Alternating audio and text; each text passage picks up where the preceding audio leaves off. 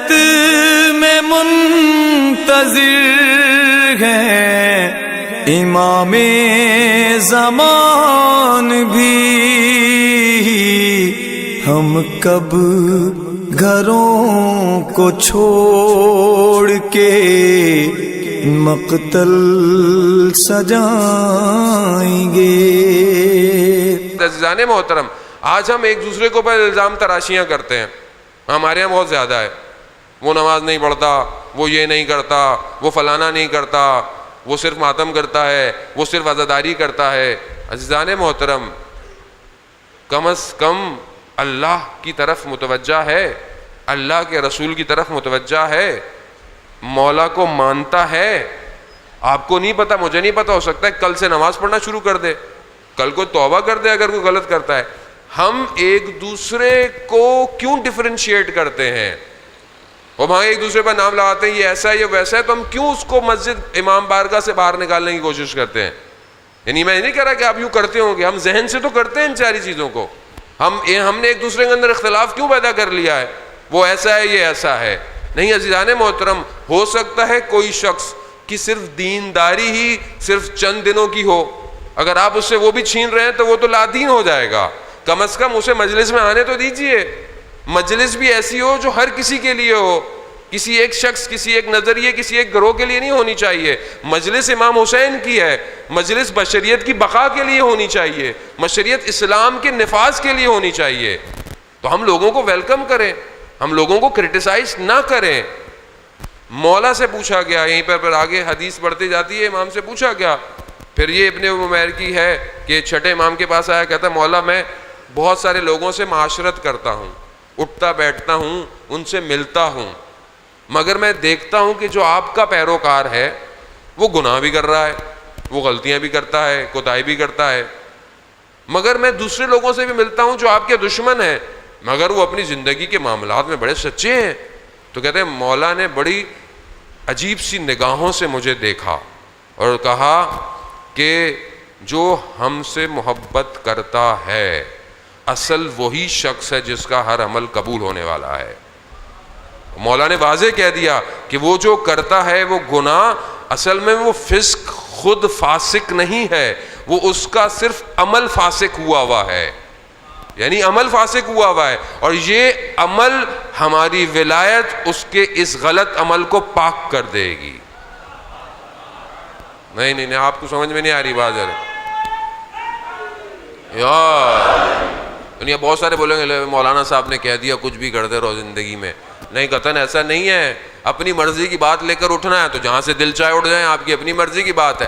نہیں عزیزان محترم، وہاں امام کرائیٹیریا دے رہے ہیں، کرائیٹیریا دے رہے ہیں، اور یہ کرائیٹیریا میں نہیں دے رہا آپ کو، امام کرائیٹیریا دے رہے ہیں۔ لیکن کیا ہم، امام نے جو کہا، امام نے فرمایا کہ یہ جو غلطیاں کر رہا ہے یہ خود نہیں ہے، یہ خود نہیں ہے، یہ عمل ہے جو اس کے اوپر آیا ہوا ہے، یہ اس کا اصل وجود یہ نہیں ہے، یہ ہو ہی نہیں سکتا۔ یعنی وہ شخص جو ولایت اہل بیت رکھتا ہو وہ اپنے وجود سے گناہگار ہو ہی نہیں سکتا، وہ نہیں ہو سکتا، وہ اس کا اصل وجود گناہگار ہو ہی نہیں سکتا۔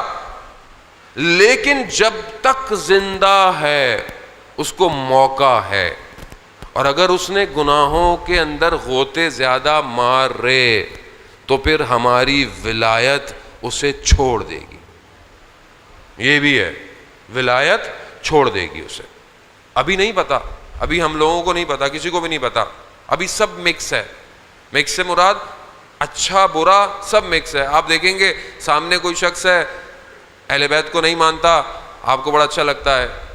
آپ باہر دیکھیں یورپ میں بڑے لوگ انسان کی جتنی محبت نہیں، کتے سے زیادہ محبت کرتے ہیں وہ، یعنی آپ بولتے ہیں بہت خیال رکھنے والی قوم ہے بھائی، یہ تو اتنا خیال رکھتی ہے، تو کتے کا خیال۔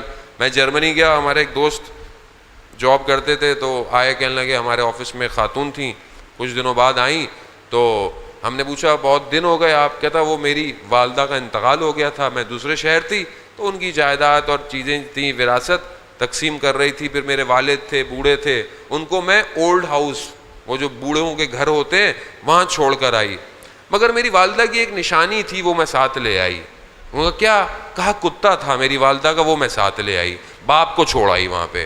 مطلب وہ قوم ایسی ہے لیکن ہمیں بہت اچھی نظر آتی ہے کیونکہ ہم نے دور سے دیکھا ہے. تو عزیزان محترم، یہ اگر جو اچھائیاں، یہ جو امکانات خدا انہیں دے رہا ہے حدیث کی روشنی میں، یہ تا قیامت جو بھی وقت ہے ظہور کا، اس وقت تک انہیں موقع دیا جا رہا ہے. انہیں موقع. خب مومن کیوں پریشان ہے؟ مومن کے اوپر سختی کیوں ہے؟ مومن کیوں امتحان میں مبتلا ہے پھر؟ تو آپ کیا سمجھتے ہیں کہ جب رسول خدا حضرت محمد مصطفیٰ صلی اللہ علیہ وآلہ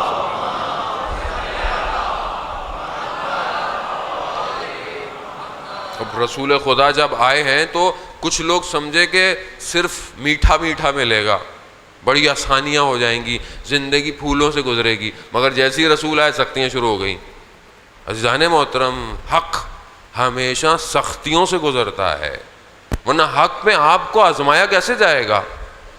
اصحاب رسول بعض اوقات ایک ہی کھجور ہوتی تھی اور کتنے لوگ اس کھجور سے جو ہے وہ اپنے آپ کو سیراب کرتے تھے. ایک ہی کھجور ہوتی تھی، جگہ نہیں ہے سونے کی، مشکلات تھیں عالم میں، وہ آج بھی مشکلات ہوں گی. آپ حق پہ چلیں، آپ کے اوپر سختیاں ہیں. آپ سامنے دیکھتے ہیں یار وہ تو نہ نمازیں پڑھتا ہے نہ روزے رکھتا ہے، مگر دیکھیں یار سب اچھا چل رہا ہے. یہ اچھا جو ہے نا اس کا یہ ظاہر، یہ یہیں تک ہے، یہ یہیں دنیا تک ہے، اور یہ دنیا بہت محدود ہے، بہت محدود ہے. مومن کے لیے الدنیا سجن و مومن، دنیا مومن کے لیے زندان ہے، قید خانہ ہے. یعنی مومن اس دنیا سے پرواز کرنا چاہتا ہے. کیوں؟ کیونکہ اس کا دل یہاں پہ نہیں ہے، اس کا دل اپنے رب کی طرف متوجہ ہے کہ میں کب ملوں گا، کب میں جاؤں گا اپنے پروردگار کے پاس. اور یہ میں سوچتا ہوں، کیا میں یہ سوچتا ہوں؟ مگر میں ہوں تو مومن. ہم تو ویسے ہی مومن ہیں، کچھ نہیں بھی کریں تو بھی مومن.